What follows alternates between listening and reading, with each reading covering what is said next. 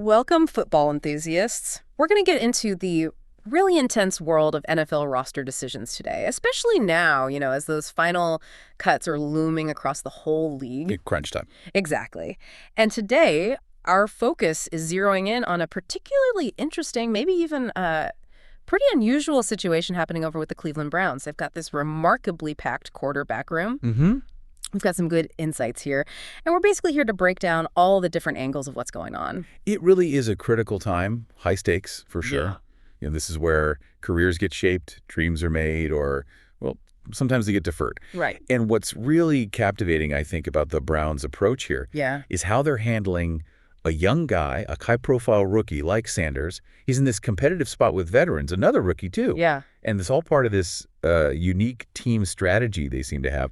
We should definitely unpack his recent game performance, get into his own, pretty candid perspective, and then look at the team's rather, well, unconventional commitment to their QBs. Exactly. That's the mission today. Let's shed some light on how these teams navigate these really complex choices, particularly when you're balancing, immediate performance, what grabs the headlines, against that future potential. Always a tough balance. It is. And ultimately, what does all this maneuvering really mean for a player like Sanders trying to find his place? Hopefully, you'll leave here with a much clearer picture of the strategic chess match that's going on behind the scenes in Cleveland. Sounds good. Okay, so let's kick off with Sanders. He had quite a memorable game recently against the Rams in the preseason, but maybe not memorable in the way he'd hoped. Beyond just the stats line, what did the report suggest about how he actually looked out there, his performance, his demeanor? Yeah, what's really fascinating is the contrast, through his preseason. Yeah. So in that Rams game, he started the second half. But the numbers, well, they paint a pretty clear picture of a struggle. Okay. Completed just 3 of 6 passes, only 14 yards. And critically, he got sacked 5 times. 5 times. And the offense, they managed only 1 first down across the 5 series he was in there. So, yeah, it was a tough look. And reports definitely said he was visibly frustrated, especially after getting pulled for Tyler Huntley, who then led the game-winning drive. 5 sacks. That's not just tough. That's absolutely brutal for any QB, let alone a rookie trying to make the team. Yeah, brutal is the word. And that frustration you mentioned, how did he talk about it? What did he say about being pulled from the game? He was pretty upfront about it, actually. Sanders admitted being frustrated. He said, quote, "You want to be out there." And he also talked about wanting to be that alpha, that dog who can change a franchise in those big moments. Right, that competitive spirit. Exactly. And it really brings up that interesting point about how young guys, rookies full of that fire, how do they balance their own drive with the team's plan, the coach's decisions? Yeah. It's a tricky balance, especially when your gut tells you to push it. Yeah, definitely. And he's obviously taking heat for holding the ball too long. Those 5 sacks are evidence of that. But he did offer some kind of explanation, right? You mentioned that specific 24-yard sack. What was his take? He did, yeah. And it gives you a little window into his thinking.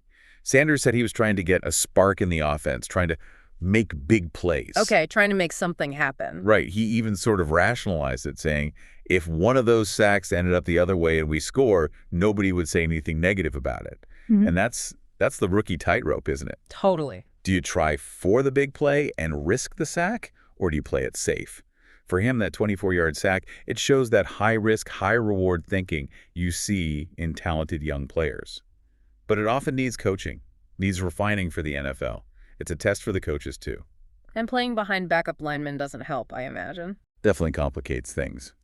These guys are fighting for spots, too. And the stats kind of back it up.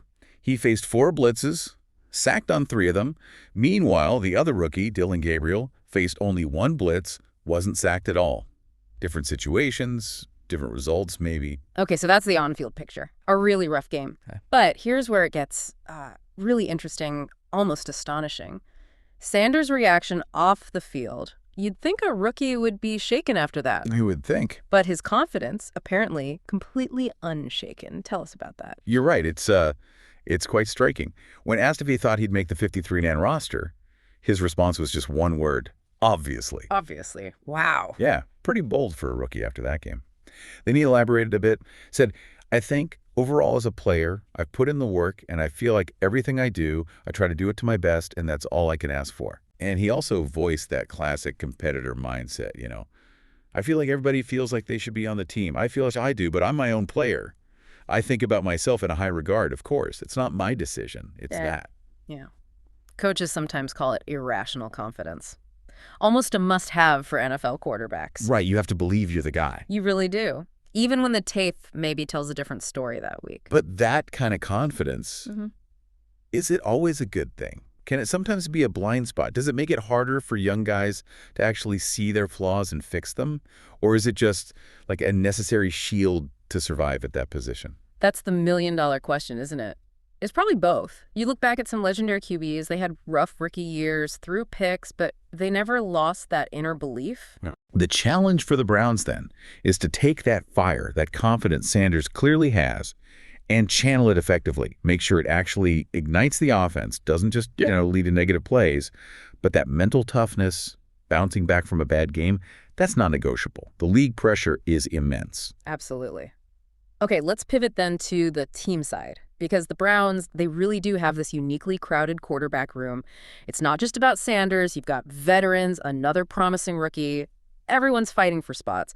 What's the latest on their depth chart as we get closer to cutdown day? Yeah, they certainly went into preseason with a lot of quarterbacks, more than most teams carry, for sure.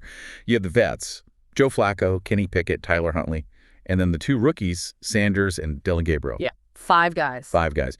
And the GM, Andrew Berry, he's actually been pretty open about their strategy here. He basically said keeping maybe 4 quarterbacks isn't much of a decision for them. He sees it as an opportunity. An opportunity, not a roster crunch. That's his framing. An opportunity to build depth, foster talent, rather than a problem, which is pretty telling about their whole philosophy.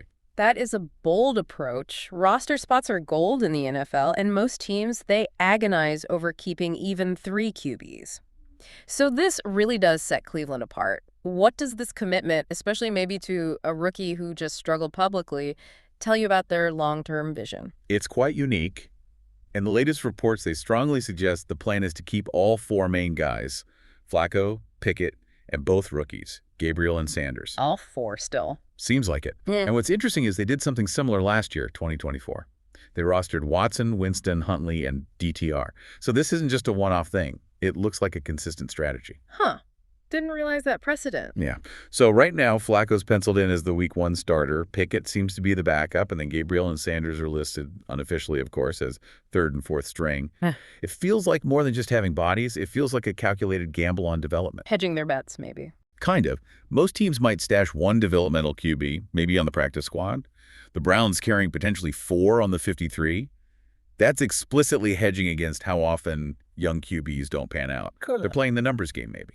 So even with Sanders' very public struggles in that Rams game, the team sounds like they're sticking with him, keeping him on the 53 along with Gabriel. That's a big decision, a real investment. That's definitely the strong signal we're getting from multiple places, especially with the deadline coming up fast. The whole team philosophy seems to be about building serious depth and really nurturing young talent, even if it means carrying this, unusual number of QBs. An investment in options for the future. Exactly. And Joe Flacco, the veteran, he actually offered some perspective on being a rookie. He mentioned that part of being a rookie is getting thrown into situations that maybe you don't think are ideal. Yeah, trial by fire sometimes. Right. And he said learning how to deal with those tough spots, that's a huge part of developing, which kind of underlines the Browns' approach. It's long-term development, not just reacting to one bad preseason game. Makes sense. And speaking of that tough situation for Sanders in the game, what did Coach Stefanski say about his play, and specifically about pulling him for Huntley right before that game-winning drive? How did the coach frame that decision?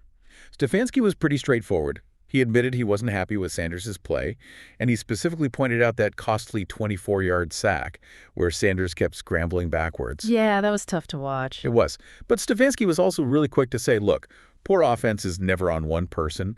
He stressed they can be better in a bunch of areas, spreading the responsibility. Perspective, accountability. Right. And the decision to put Huntley in, Stefanski explained it as tactical. He wanted to give Huntley a last drive, specifically to try and win the game, which, Huntley did. Right. So the read is, it was a coaching move focused on getting the win right then, not necessarily just punching Sanders, even if his play was a factor.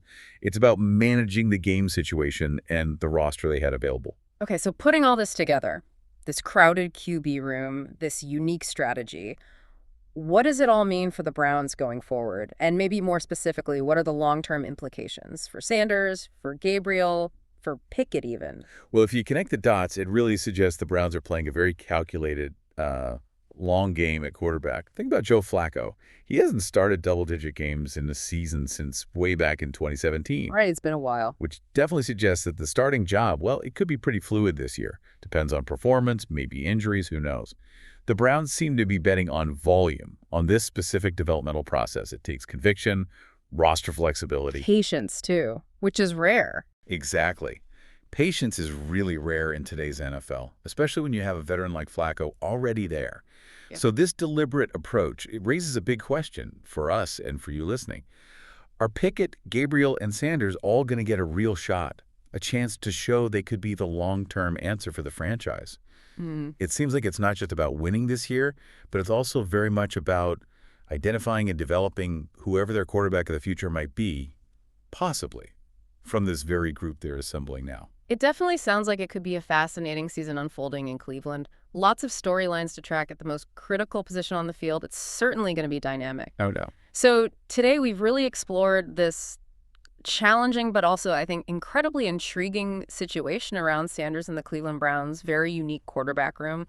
We've seen how a young player's confidence can somehow stay strong despite a really tough public outing. That self-belief. And we've seen how a team's very distinct, maybe unconventional strategy can prioritize both depth and long-term development, maybe over just reacting to the immediate result. It really is a compelling look at the whole business of football, isn't it? Where that player's self-belief meets the team's strategic building process.